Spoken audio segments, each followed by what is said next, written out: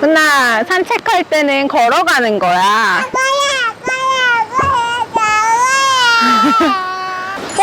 저 혼자 가는데? 윤이 킥보드 혼자 가고 있는데? 어떻게 쟤 혼자 가는데, 윤아? 오잉? 혼자 가는데?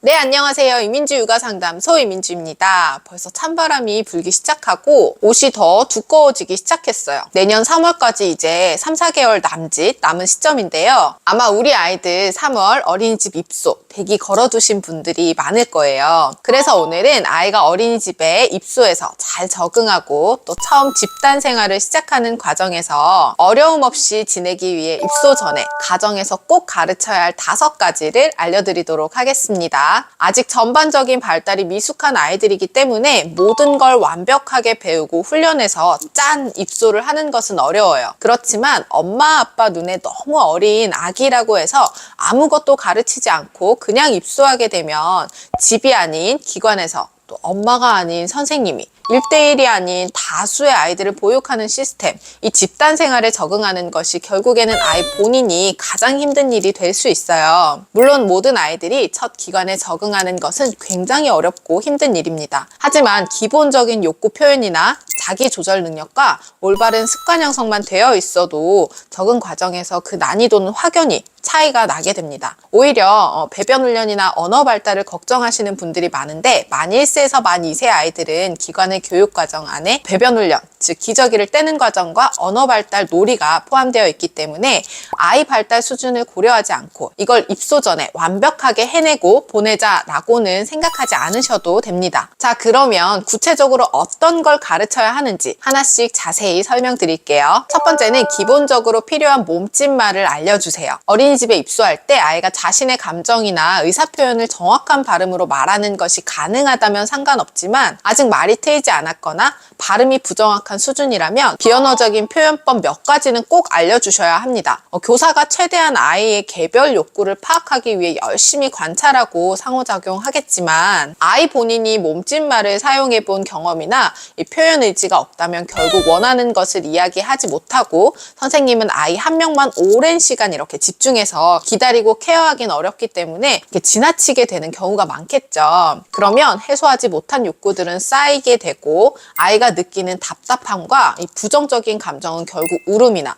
등원 거부, 또 친구를 물거나 때리는 행동, 또는 불안감이 높아져서 주 양육자에게 더욱 집착하는 모습이나 이 스트레스로 떼쓰는 행동이 더 빈번하게 드러나는 등 문제 행동으로 표출이 될 수 있어요. 우리는 아이에게 기본적으로 필요한 몸짓말을 가르쳐 주어야 합니다. 기본이라는 것은 엄마 기준이 아니라 아이 기준에서 반복적으로 필요한 말들, 대표적으로 주세요, 더 주세요, 이 몸짓말을 하지 못하는 아이는 필요한 것이 있을 때 울기만 하거나 친구 것을 뺏는 행동만 하겠지만 이 작은 제스처 하나만 하더라도 선생님은 바로 아이의 행동과 의도를 파악할 수 있어요. 아, 친구 거 하고 싶었어. 윤희도 이거 필요해. 그럼 선생님이 똑같은 거 찾아줄게. 아니면 친구한테 빌려줘 하고 얘기해 볼까? 개입이 가능하고 적절하게 반응해 줄 수 있게 되죠. 아이는 원하는 것을 얻을 수 있고 어떻게 표현해야 하는지 배우는 순간이 될 수 있겠죠. 한 가지 더, 제가 정말 수도 없이 강조하죠. 이 부정적인 감정을 표현하는 법을 꼭 반드시 알려줘야 한다. 아이들이 울음을 보이거나 떼쓰는 행동, 공격 행동을 하는 가장 큰 원인이 바로 화가 나고 짜증나고 속상하고 이 분노하고 부정적인 감정을 느낄 때 이런 행동을 해요. 그런데 우리는 아이가 이 하는 행동만을 보고 훈육을 하게 되죠. 6살이 되고 7살이 되었는데도 바르게 표현하지 못하고 이 문제 행동을 하거나 공격 행동을 하면 훈육을 하는 것이 맞아요. 하지만 2돌에서 3돌 전후의 아이들은 아직 너무나 발달이 미숙한 단계이기 때문에 결과적으로 보여지는 아이 행동만을 훈육하게 된다면 아이는 어떻게 해야 하는지 몰라요. 그러면 속상하고 화가 날 때 또 문제 행동을 반복하게 되겠죠. 그래서 싫어, 아니야, 불편해, 내 거야, 이 부정적인 감정을 느낄 때 할 수 있는 표현법을 반드시 가르쳐 주어야 합니다. 더 먹고 싶으면 어떻게 해야 돼? 나줄게. 맞아, 더 주세요 하는 거야. 친구가 가지고 있는 장난감 하고 싶을 때 어떻게 해야 되지? 그럴게. 그렇지. 그냥 뺏어가지 않고 빌려줘 하는 거야. 알았지? 선생님한테 윤이 불편한 거 있을 땐 어떻게 얘기해야 돼? 빌려줘. 불편해요. 그치? 불편해요 하고 얘기하는 거야. 그리고 엄마 보고 싶을 땐 어떻게 한다고? 엄마가 보고 봐. 그렇지. 엄마 보고 싶어요. 하이, 엄마가 보고 싶어. 맞아. 하윤이 엄마가 보고 싶어요 하고 선생님한테 이야기하는 거야. 말이 트인 아이들은 말로 표현할 수 있게 가르쳐 주시고, 아직 말이 서툰 아이들은 아이 수준에 맞춰 간단한 베이비 사인, 몸짓말로 알려주셔야 해요. 그러면 선생님이 또 출동을 하겠죠. 아, 친구가 지금은 불편하대. 이건 친구가 먼저 하고 있어서 지금 혼자 가지고 놀고 싶대. 다 하고 빌려줄게. 기다려줘. 이 작은 제스처를 하면 도움을 줄 수 있지만 정작 10명이 넘는 아이들 사이에서 불편한 마음에 친구를 확 꼬집어 버리면 결국 아이는 친구 꼬집으면 안 돼. 혼나는 상황이 되고 말겠죠. 자, 두 번째는 스스로 먹는 식사 습관을 형성해 주세요. 식습관은 이민지 육아상담소 채널에서 참 많이 다뤘던 내용인데 단시간에 행동이 수정되지 않기에 또 참 어려운 부분이기도 하죠. 하지만 여러분, 제대로 된 식습관을 완전하게 형성해서 짠 멋진 아이로 입소를 시키라는 것은 아닙니다. 아이가 본인의 밥을 본인 식사라는 의식과 애착을 가질 수 있도록 그것만 해주시면 충분해요. 돌아다니며 먹는 아이, 그럴 수 있어요. 하지만 따라다니면서 먹이진 않아야 해요. 잘 안 먹는 아이, 그럴 수 있죠. 하지만 잘 안 먹는다고 해서 무조건 영상을 켜주고 장난감을 쥐어주고서 정신 팔린 동안 후루룩 먹여주는 것으로 끝나면 안 된다는 거예요. 돌아다니는 아이를 불러서 밥을 먹을 때는 돌아다니지 않아야 해. 밥 먹고 가자. 한 숟가락을 떠놓은 밥을 아이가 스스로 먹도록 기회를 주고 또 칭찬해주고 이 과정을 반복하게 되면 아, 돌아다니면 안 되는 거구나. 아, 내 밥은 내가 먹는 거구나. 인지하게 되고 또 조절력이 발달해 가면서 이게 실천도 가능해집니다. 반면 자기 밥이라는 의식과 애착 자체가 없는 아이들은 점심시간이 되어서 식판이 앞에 있어도 선생님이 먹여주지 않으면 가만히 앉아 있어요. 선생님은 아이들 점심시간이 가장 바쁜 시간이에요. 만 1세 반 교사대 아동 비율은 1대5, 만 2세 반 교사대 아동 비율은 1대7이에요. 여러분이 아이 한 명을 밥 먹이기도 쉽지 않다고 하죠. 그런데 다른 아이 아니고 이 똑같은 아이 그대로 어린이집에서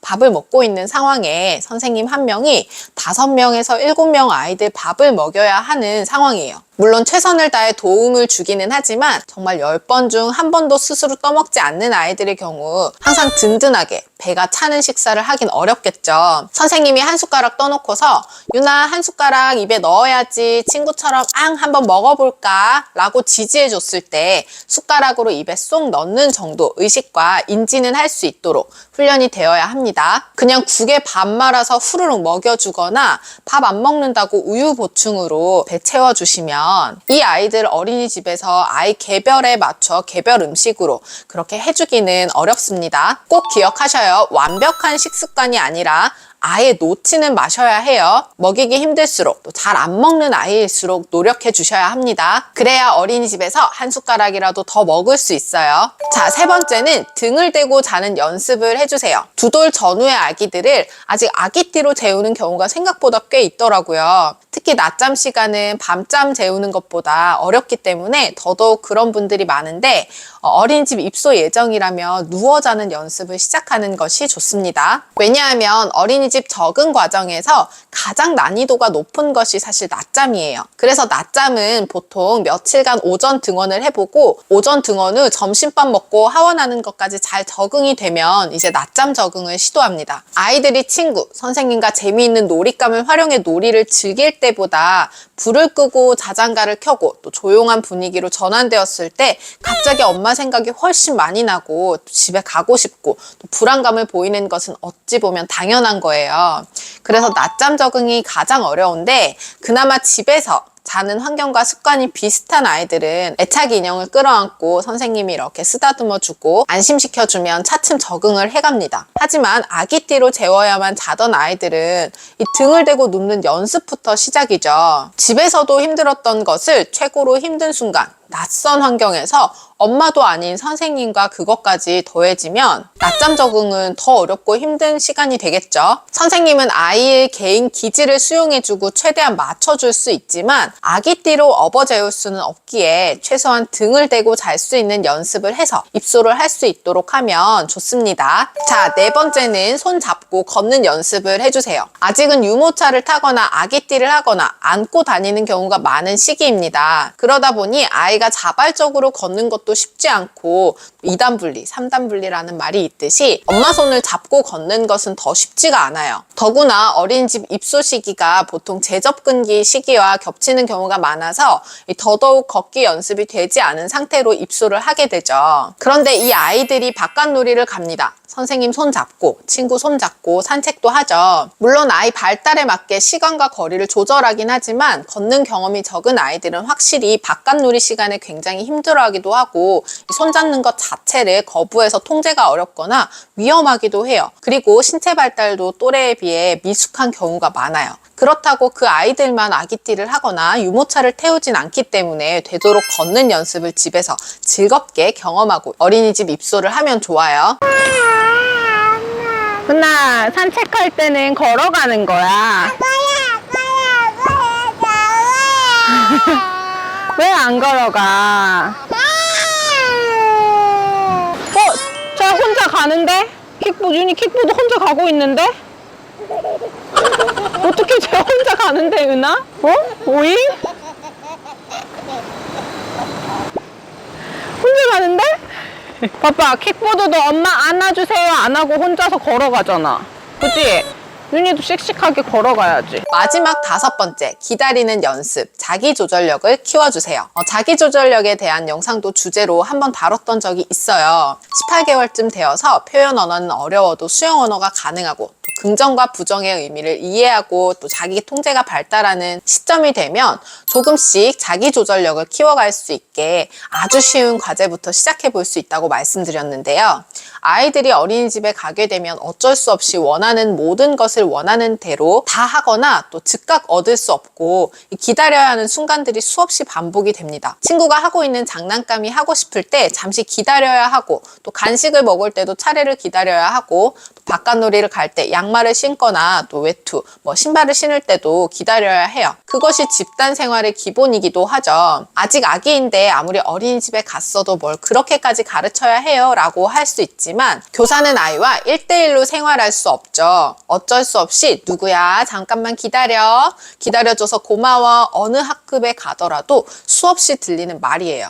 교사가 능력이 없거나 또 무책임하거나 아이에게 관심이 없어서가 아니라 1대 다수를 보육하면 어쩔 수 없는 상황이죠. 자녀가 2명만 되어도 1명이 운다고 바로 그 아이에게 또 달려가서 해결해주지 못하는 상황들이 정말 많죠. 1명이 5명, 7명을 볼 때도 어쩔 수 없이 기다려야 하는 순간들이 있어요. 자, 이때 우리 집 꼬맹이를 한번 떠올려 보세요. 배가 좀 고프거나 또는 원하는 간식이 있을 때 엄마가 갖다 줄게, 엄마가 뜯어줄게 라고 말을 하는데도 불구하고 기다리지 못하고 막 뒤로 넘어가는 친구들이 있어요. 엄마 말을 이해하지 못해서가 아니라 지금 당장 욕구를 해소하지 못하고 이 잠시 기다려야 하는 것이 너무 어렵고 힘든 거예요. 입에 우유가 들어올 때까지 일단 떼를 쓰고 막 울어요. 이 아이가 어린이집에 가면 집에서보다 더 기다려야 하는 순간들이 많고 더 자주 기다려야 하는데 이런 능력이 갑자기 생겨나진 않죠. 집에서 할 수 있는 순간순간 아이의 자기조절력을 키워줄 수 있으면 훨씬 도움이 될 수 있어요. 자기조절력이 아이의 미래를 결정한다라는 말이 생길 정도로 중요하니